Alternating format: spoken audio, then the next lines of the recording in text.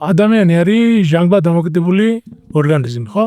როდესაც რამა თუ იმ დაავადების გამო ორგანიზმში გროვდება შლაკები, ანუ ეგრეთ წოდებული ნახევრად დაშორების პროდუქტები, რომლებიც სწავლავს ორგანიზმს. ეს არის შაქრიანი დიაბეტის დროს, ეს არის ზედმეტი გლუკოზა, რომელიც გარდაიქმნება ავიცი გლიკოგენად და ამ დროს ინტრავენორად შეყვანილი ოზონი, ანუ ატომარული ჟანგბადი, რომელიც სწორად აღნიშნა ხავატონონომ, იწვევს აი ამ გლიკოგენის ბოლომდე დაშლას.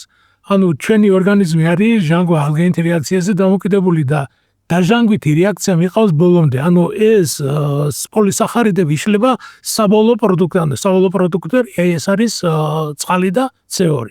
გარდა ამისა, ოზონოთერაპიის დროს ხდება სიზარღვის კედლის გაწმენდა და როდესაც რამდენიმე დაავადების დროს, მაგალითად თქვათ იგივე შაქრიანი დიაბეტი, რაც იწვევს სიზარღვის კედელზე ეგრეთ წოდებული ქაფიანი უჯრედების წარმოქმნას, სადაც მიეწება სხვა სისხლის უჯრედები იწვევს აი ამ სიზარღვის კედლის გასკელებას და მიკროტრომბოზს, ოზონი ამას შლის.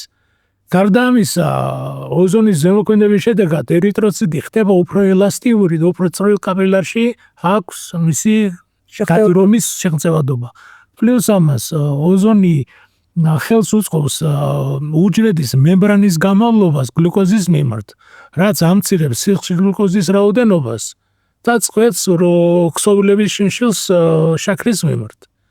ანუ მინდა აღვნიშნო, რომ ოზონოთერაპია ეს არის უნიკალური მეთოდი, რითი რომ ჩვენ არ გვაქვს სხვადასხვა მედიკამენტთან კონფლიქტი.